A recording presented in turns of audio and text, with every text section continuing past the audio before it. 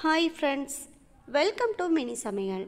இன்றைக்கி நம்ம சேனலில் பன்னீரை நல்ல பஞ்சு போல் சாஃப்டாக எப்படி சுலபமான முறையில் வீட்டிலே செய்கிறதுங்கிறத பற்றி தான் பார்க்க போகிறோம். இதை செய்கிறதுக்கு வீட்டில் வெறும் 2 லிட்டர் பால் இருந்தாலே போதும். அசால்ட்டாக 1/2 கிலோ பன்னீரை வீட்டிலே செய்யலாம். இவ்வளோ பன்னீரை நம்ம வெளியில் வாங்கினோம்னா குறைஞ்சபட்சம் 200 ரூபாய் வரைக்கும் வரும். ஆனால் இதை நம்ம வீட்டிலே செய்கிறதுனால வெறும் 100 ரூபாய்க்குள்ளே ஈஸியாக செஞ்சிடலாம். இப்போ இந்த பன்னீரை எப்படி செய்யலான்னு வீடியோக்குள்ளே பார்க்கலாம். அதுக்கு ஸ்டவ்வில் ஒரு பாத்திரத்தை எடுத்து வச்சுக்கோங்க. இப்போ இந்த பாத்திரத்தில் நான் மொத்தமாக 2 லிட்டர் அளவுக்கு பால் சேர்த்துக்கிறேன். இப்போ இந்த 2 லிட்டர் பாலுமே நல்லா சூடாகி கொதிச்சு வரட்டும்.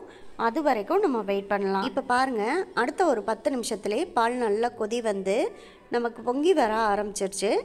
இப்போ ஸ்டவ்வை நல்லா குறைச்சி வச்சுக்கோங்க. குறைச்சி வச்சுட்டு ஒரு கரண்டி போட்டு நல்லா அந்த பாலை கலந்து விட்டுக்கோங்க. இப்போ ஸ்டவ்வில் கொஞ்சம் சிம்முக்கு மாற்றி வச்சுட்டு ஒரு 2-3 நிமிஷம் லைட்டாக இந்த மாதிரி கொதிக்க விடுங்க. அடுத்ததாக நான் ஒரு எலுமிச்சம்பழம், நல்ல பெரிய எலுமிச்சம்பழமாக பார்த்து எடுத்து அதோட சாறை பிழிஞ்சு இந்த பவுலில் எடுத்து வச்சுருக்கேன். இப்போ இந்த எலுமிச்சை சாறை கொஞ்சம் கொஞ்சமாக சேர்த்து இந்த பாலை நல்லா கலந்து விட்டுக்கணும். எலுமிச்சம்பழத்துக்கு பதிலாக நீங்கள் வினிகர் சேர்க்குறா இருந்தால் கூட சேர்க்கலாம். வினிகர் சேர்க்குறா இருந்தால் 2 ஸ்பூன் அளவுக்கு சேர்த்துக்கோங்க. ஆனால் அதே சமயத்தில் எலுமிச்சம்பழ சாறை முழுசாக அப்படியே சேர்த்துடக்கூடாது, கொஞ்சம் கொஞ்சமாக சேர்த்துக்கணும். பாருங்கள், இப்போ நான் சேர்க்குறது மாதிரி கொஞ்சம் கொஞ்சமாக சேர்த்து நல்லா கலந்து விட்டுக்கோங்க. அப்போ தான் பால் நல்லா நமக்கு முறிஞ்சு தெளிஞ்சு வரும். அப்போ தான் நம்ம பர்ஃபெக்டான ஒரு பன்னீரை செய்ய முடியும். பாருங்கள், இப்போ உங்களுக்கு பார்க்கும்போதே தெரியும், பன்னீர் தனியாகவும் அந்த பாலில் இருக்கக்கூடிய தண்ணி தனியாகவும் பிரிஞ்சு வந்திருக்கு. எலுமிச்சை சாறு சேர்த்ததுக்கு அப்புறமா ஒரு 2-3 நிமிஷம் விடாமல் கரண்டி போட்டு கலந்து விட்டுட்டே இருந்தீங்கனாலே பன்னீர் தனியாகவும் தண்ணி தனியாகவும் நமக்கு முழுமையாக பிரிஞ்சு வந்துடும். பாருங்கள், இப்போ உங்களுக்கு பார்க்கும்போதே தெரியும் தண்ணி எந்த அளவுக்கு பிரிஞ்சு தனியாக கொதிக்குதுன்னு பாருங்கள். அதே சமயத்தில் பன்னீரும் நமக்கு அழகாக பிரிஞ்சு வந்துடுச்சு. இப்போ பன்னீர் தனியாக பிரிஞ்சு வந்துட்டதுனால இந்த தண்ணியை நம்ம முதல்ல வடிகட்டி எடுத்துக்கணும். இப்போ இந்த பன்னீரில் உள்ள தண்ணியெல்லாம் நம்ம வடிகட்டுறதுக்காக ஏற்கனவே நான் வடிகட்டி ரெடி பண்ணி வச்சுருக்கேன். அதில் ஒரு காட்டன் ஒயிட் கிளாத்தை விரிச்சுக்கலாம். இப்போ இதில் தான் பன்னீரை சேர்த்து வடிகட்டி எடுத்துக்க போகிறோம். இப்போ நம்ம ரெடி பண்ணி வச்சுருக்க பன்னீர் அதில் சேர்த்துட்டோன்னா இதில் உள்ள தண்ணி எல்லாமே நல்லா வடிஞ்சிரும். அதுக்கப்புறமா நம்ம பஞ்சு போல் சாஃப்டான பன்னீரை செஞ்சுக்கலாம். இப்போ பார்த்தீங்கன்னா இதில் உள்ள தண்ணி எல்லாமே நல்லா வடிஞ்சிருச்சு. உங்களுக்கு பார்க்கும்போதே தெரியும். திரும்பவும் இதில் நம்ம தண்ணி சேர்த்துக்கணும். தண்ணி சேர்த்து நல்லா அலசிக்கணும். ஏன்னா இதில் எலுமிச்சம்பழ சாறு சேர்த்துருக்கோம். அதோட புளிப்புத்தன்மை வந்து இதில் கொஞ்சமாவது இருக்க தான் செய்யும். அதனால் நம்ம கொஞ்சம் தண்ணி சேர்த்து நல்லா இதை ஒரு முறை அலசிக்கணும். இப்போ பன்னீர் வந்து கொஞ்சம் சூடாக இருக்குங்கிறதுனால நான் கரண்டி போட்டு நல்லா கலந்து விட்டுக்கிறேன். இது கொஞ்சம் ஆறின பிறகு நம்ம கை வச்சு கூட நம்ம இதை நல்லா அலசிக்கலாம். இப்போ பன்னீர் ஓரளவுக்கு நல்லா ஆறிடுச்சு. அதனால் கொஞ்சம் தண்ணி சேர்த்து நல்லா கை வச்சு இந்த பன்னீரை அலசி எடுத்துக்கலாம். கை வச்சு நல்லா இந்த பன்னீரை இந்த அளவுக்கு அலசின பிறகு இப்போ கிளாத்தை சுற்றிலும் மெதுவாக சுருட்டி எடுத்துக்கங்க. இப்போ இந்த கிளாத்தை நல்லா சுருட்டி இருக்க பிழிஞ்சிங்கன்னா இந்த பன்னீரில் இருக்கக்கூடிய தண்ணி எல்லாமே நல்லா வடிஞ்சு வந்துடும்.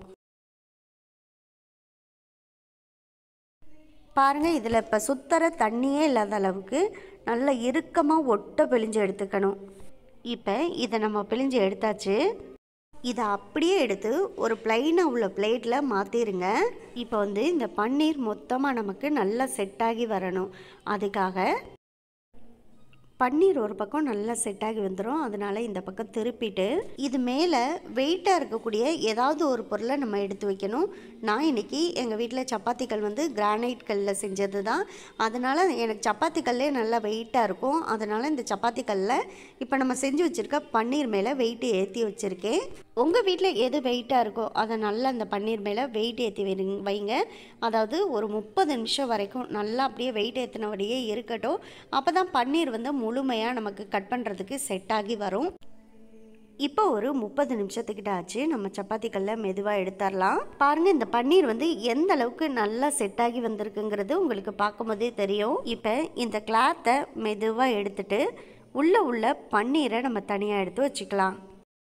இப்போ பார்த்தீங்கன்னா பன்னீர் வந்து பாருங்கள் எவ்வளோ சாஃப்டாக சூப்பராக நமக்கு செட் ஆகி வந்துருச்சு. இப்போ இந்த பன்னீரை நம்ம அழகாக கடைகளில் கிடைக்கக்கூடிய பன்னீர் மாதிரியே க்யூப்பாக நம்ம கட் பண்ணி எடுத்துக்கலாம். கட் பண்ணுறதுக்குமே கத்தி வந்து நல்லா சாஃப்டாக உள்ளே இறங்குறது உங்களுக்கு பார்க்கும்போதே தெரியும். இப்போ நான் கட் பண்ணி வச்சுருக்க ஒரு பன்னீர் எடுத்து காமிக்கிறேன் பாருங்கள். அவ்வளோதான். இப்போ கடைகளில் கிடைக்கக்கூடிய பன்னீர் போலவே நல்ல பஞ்சு போல் சாஃப்டான பன்னீரை வீட்டிலே நம்ம ரெடி பண்ணியாச்சு.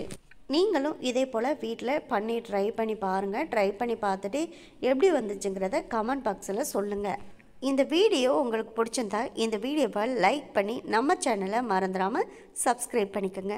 சப்ஸ்கிரைப் பண்ணும்போது பக்கத்தில் உள்ள பெல் ஐக்கானை கிளிக் பண்ணி வச்சுட்டிங்கன்னா நான் போடக்கூடிய வீடியோ எல்லாமே உடனுக்குடனே உங்களுக்கு வந்து சேரும். உங்கள் ஃப்ரெண்ட்ஸ் அண்ட் ரிலேட்டிவ்ஸ் எல்லாருக்கும் ஷேர் பண்ணுங்கள். இதே போல் அடுத்தடுத்து நல்ல நல்ல வீடியோவில் சந்திப்போம். ஓகே, பாய்.